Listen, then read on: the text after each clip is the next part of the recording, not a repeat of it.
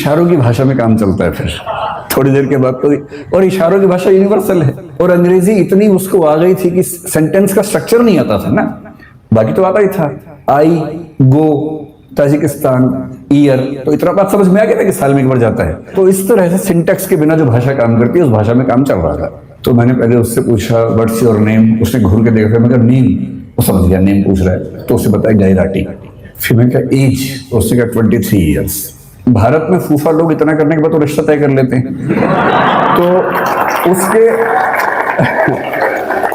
उसके चेहरे पर भी ये भाव था कि क्या ये रिश्ता तय करने वाला है। तो मैंने उससे कहा नहीं मैं तो कुछ और पूछना चाह रहा हूँ। फिर मैंने कहा गैराटी कब से हो अमेरिका में? उसने कहा 1 ईयर।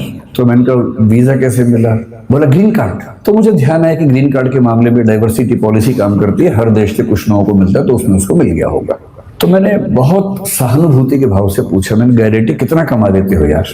मुझे लगा बोलेगा बहुत कम कमाता हूँ, इस भाव से थोड़ी सी टिप मिल जाए अंत में, और मैं उसको बहुत खुश होकर $10 की टिप दूंगा और एहसान कर दूंगा अंत में, मुझे भी खुशी हो जाएगी। तो उसने कहा कि ऑलमोस्ट $400 to $500 एवरी डे। अच्छा, भारत का आदमी सीधे 80 से गुणा करता है वहां जाके, जो भी फिगर सुनता है खटाक से गुणा करता है।